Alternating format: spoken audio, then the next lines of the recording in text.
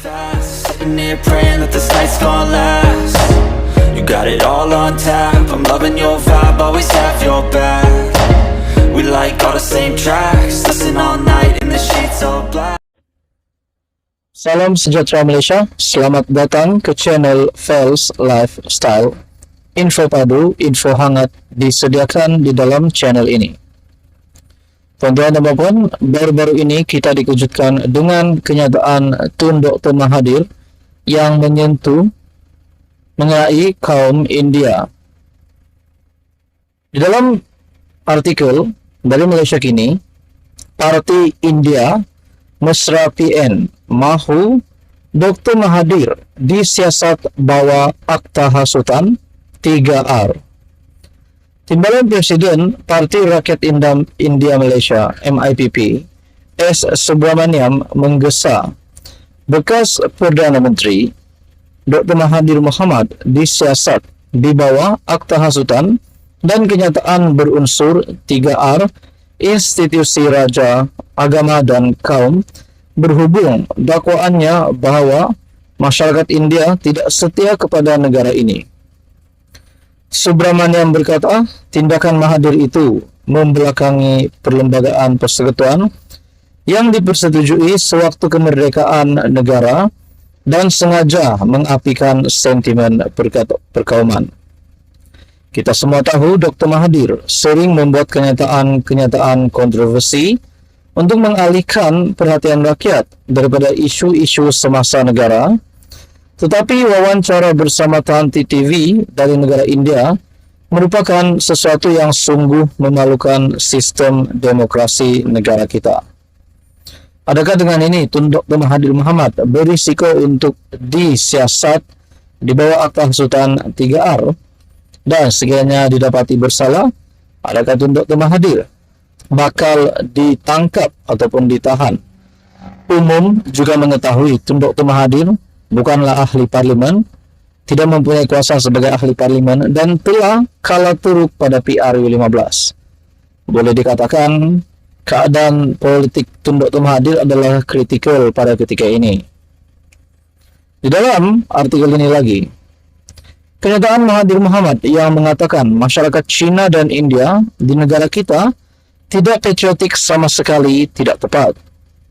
Kenyataan ini daripada seorang bekas Perdana Menteri selama 22 tahun sungguh memalukan.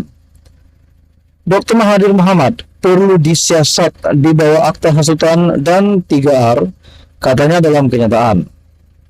MIPP merupakan sebuah parti mesra PN. Bulan lalu, presidennya P. Putnithan mengumumkan parti itu akan memohon untuk menyertai gabungan berkenaan. PN ketika ini didominasi oleh PAS dan Bersatu selain turut disertai gerakan sebuah parti berbilang kaum. Terdahulu Presiden Gerakan berkata parti itu akan membangkitkan isu kenyataan kontroversi terbaru Dr. Mahathir dalam mesyuarat PN yang diadakan. Mengulas lanjut, Subramaniam berkata dia kini dapat menilai layanan Mahathir terhadap kaum India dan China ketika memegang jawatan Perdana Menteri selama 22 tahun.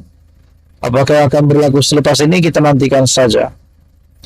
Kelakuan Mahathir Mohamad sungguh memalukan dan saya rela menolak perasaan hormat saya terhadap Mahathir dan beliau tidak layak dianggap sebagai seorang negarawan. Saya pasti kenyataan Mahathir Mohamad adalah dari sudut hatinya yang terpendam selama ini. Malah ia bukan kali pertama bekas Perdana Menteri itu mengeluarkan kenyataan memperkecilkan kaum India dan China, ujarnya. Apa yang berlaku kita nantikan saja selepas ini. Adakah Tun Dr. Mahathir akan menerima keputusan yang buruk? Kita nantikan saja. Sekian saja, teruskan bersama di dalam channel ini untuk info yang seterusnya.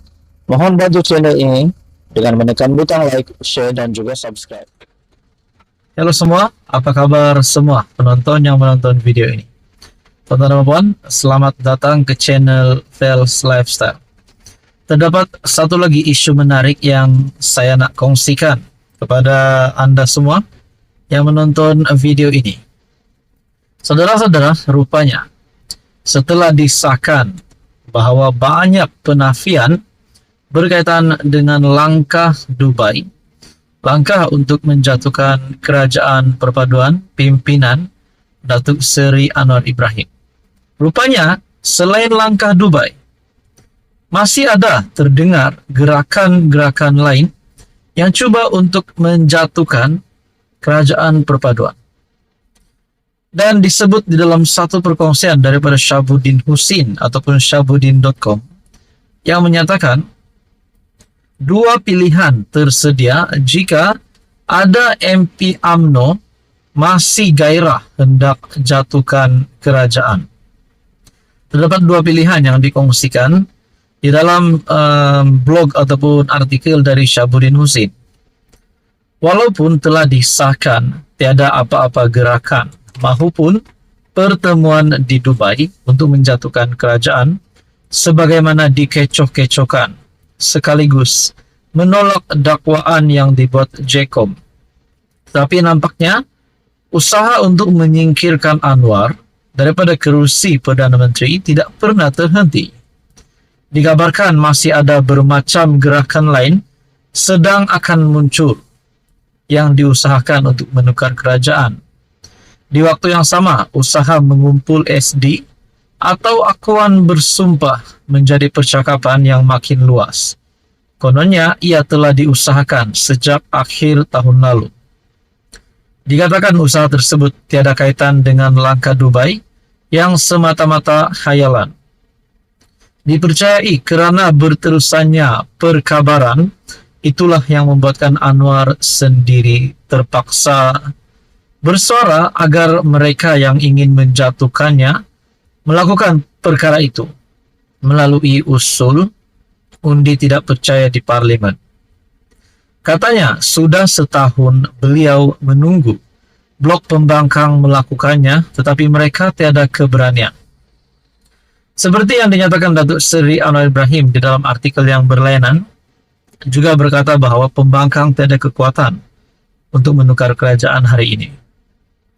Dalam perkongsian daripada Syabuddin lagi, barangkali berkongsi kebimbangan dengan Anwar, UMNO memberi amaran kepada ahli-ahli parlimennya bahawa adalah satu kesalahan jika ada di kalangan mereka yang ingin mengambil pendirian berbeza daripada ketetapan parti. Kita juga mengetahui seperti yang dinyatakan kepimpinan UMNO Barisan Nasional bahawa kalau ada MP yang cuba untuk menarik sokongan ataupun lompat ataupun melanggar ketetapan parti, yaitu untuk menjatuhkan kerajaan, perlu membayar RM100 juta. Nah, di dalam perkongsian ini, Setiausaha Agung UMNO Dr. Ashraf Wajdi Dusuki berkata, bersekali dengan berkuat kuasanya akta lompat parti, MP UMNO juga dilarang daripada menongkah arus. Ramai yang mungkin tidak menyedari, termasuk penganalisis politik, ahli akademik dan pembangkang, bahawa perlembagaan UMNO telah pun dipindah dalam Perhimpunan Agung khas pada 13 Januari 2023 yang menghalang ahli-ahli parlimen bertindak membelakangi apa jua keputusan parti dan menyertai sebarang pakatan politik untuk menyokong seseorang sebagai Perdana Menteri. Dalam perkongsian ini, dengan mudah difahami kenyataan Dr. Ashraf adalah ditujukan khas kepada segelintir MP UMNO yang tidak pro kepada Zahid, yang dikatakan bila-bila masa boleh bersama dengan suatu pakatan lain menjatuhkan kerajaan. Ada yang menyebut jumlah MP UMNO yang pro kepada blok pembangkang berjumlah antara 10 hingga 12 orang. Maka sekarang, berdasarkan kenyataan Ashraf, langkah ahli parlimen UMNO berkenaan telah tersekat dengan sendirinya. Sebab itu, Bersatu tidak boleh bertindak terhadap 5 ahli parlimennya yang mengisytiharkan sokongan kepada Anwar. Jika mereka bertindak juga menyokong usaha menjatuhkan kerajaan, UMNO boleh bertindak mengisytiharkan mereka telah melanggar perlembagaan parti serta terlucut kedudukan sebagai MP. Pertama, mereka sendiri secara terbuka mengumumkan sokongan kepada perubahan kerajaan, baik melalui kenyataan media atau SD. Selepas itu mereka bertandinglah semula atas tiket dan sokongan PN di kawasan yang sama. Isu paling besar cuma satu, cukup beranikah ahli-ahli parlemen UMNO yang tidak pro Zahid Hamidi untuk mengambil salah satu tindakan tersebut.